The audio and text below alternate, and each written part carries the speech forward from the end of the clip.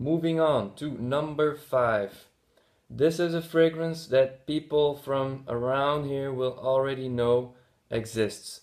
This is a house that is very popular for its beauty and skincare products.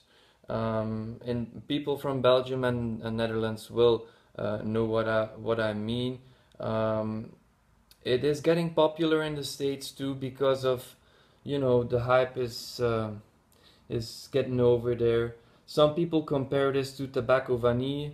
I haven't smelled tobacco vanille, but if I hear other reviewers, it is nothing alike. They're just comparing two different scents. It is from the house of L'Occitane, Eau de Baux. This is also a very solid performing fragrance. The notes mainly, what I get in this is cypress and vanille. And the vanille is really beautiful in this. It's not synthetic. It's really natural off common. And the cypress makes it less sweet, less glowing. It's really well blended. It is a little harsh at first when you spray it the first couple of minutes. It's really it's not for everybody, but just let it sit on your skin for a couple of minutes and then you will find its true beauty. A very, very nice fragrance. Eau de Baux from L'Occitane. If you put this on in the morning, expect it to smell it in the evening. It is an all-day fragrance and people seem to like it. It's not really... people will not get offended if you wear this. But don't go overboard. 3-4 sprays is more than enough. Alright, moving on to the last 4 fragrances. And these are very special for me, to me personally, because some of these, actually one of these 4 is discontinued already, and you cannot buy it anymore. I don't know why they did it, because it was a very solid fragrance. But anyways, these are very special to me, like I said, and I wear this a lot this type of year. They are really important to me. So number 4, this is again from the house of Dior, and this is the one I mentioned was being discontinued last year. I guess you can still find it online if you want, but you won't find it in a store anymore. This is a flanker to the original, and of course people who are into the fragrance game will already know what I mean, which fragrance this is. This is, of course, Fahrenheit Absolute. This came out in 2009, I think, and it was a flanker to the original Fahrenheit. Fahrenheit, which is a heavy fragrance, and it has been reformulated I think a million of times already since it came out, but it's still pretty high performing, pretty solid. Now this came out as an Eau de Toilette Intense. I don't know if you can see that. This is what it says, Eau de Toilette Intense, which is basically an eau de parfum to me. It's just how you would describe it. It's how you call it. This is an eau de parfum concentration to me, because whenever I wear it, it lasts a very long time and it projects very good. Maybe like even above arm's length the first couple of hours, and then gradually dying down to like this much after 4 hours, but it stays on your skin for at least 10 to 12 hours, and it's a really nice scent too. It's not all about the performance here, guys. I am mentioning performance a lot because it is a very important factor to me.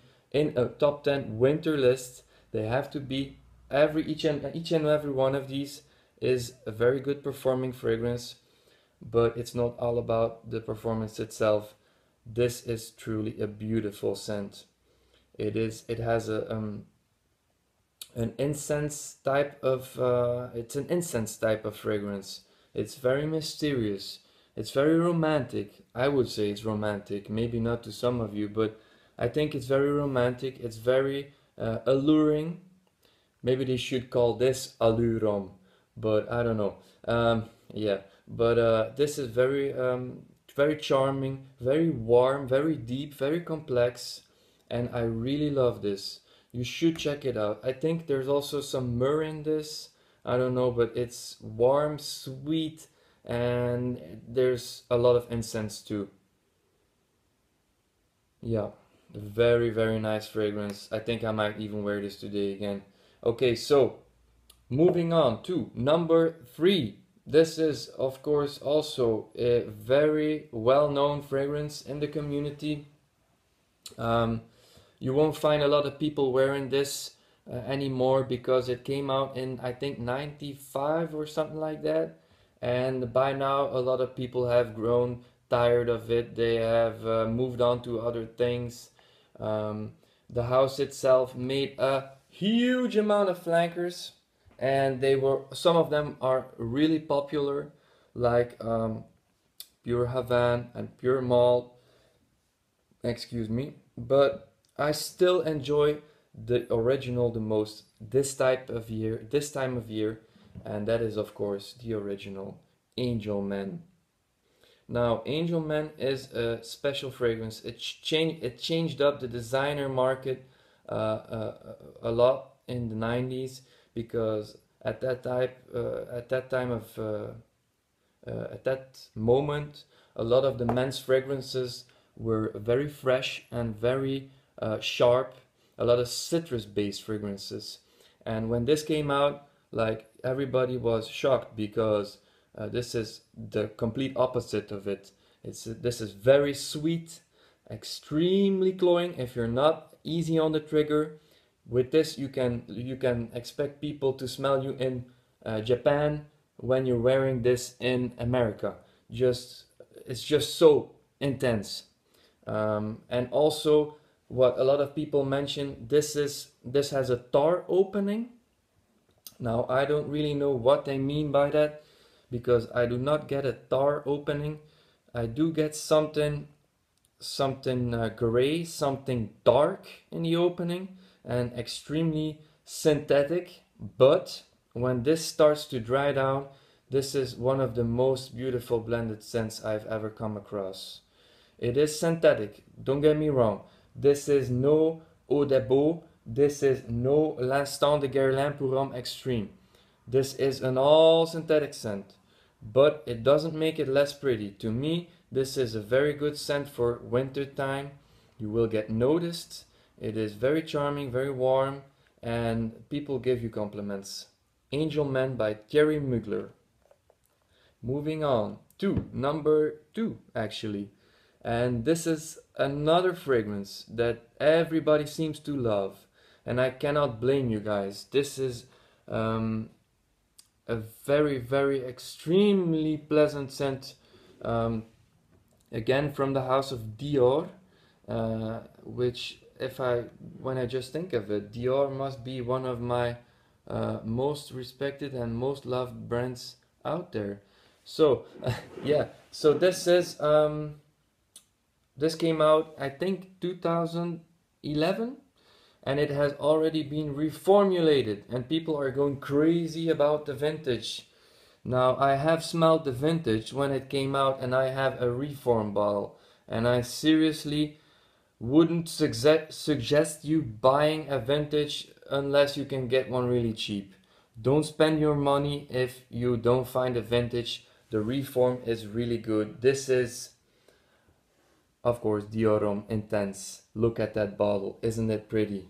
This is so classy, guys. With the black cap. This is a 2013 bottle. It smells amazing.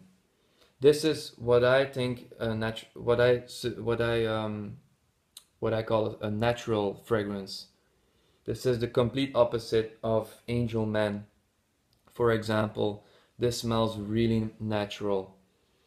A very, very nice opening. This must be one of the, if not the most beautiful opening I have ever smelled in a fragrance. Now, I must be honest with you guys. The first time I smelled Dior Homme Intense, and that was the vintage one, Not that it matters, but anyway. The first time I smelled it, I was like, what the hell is this? This is a women's fragrance in another bottle. And I sprayed it on my hand at the store, and when I walked out, I was like, oh my god, like women are going to think that I am a sissy, you know, that I am that I do not wear a man's fragrance. This is something for women, you know. And after a couple of times, I decided to try it out again, and I was like, this is interesting. And like when this happens a lot of times with special scents, you know, the first time you wear it, you think like, I'm not really digging this. I do not like this. And then after a couple of times, it starts to grow on you. And Dior Homme Intense, like as of today, I wouldn't want to miss this in my collection.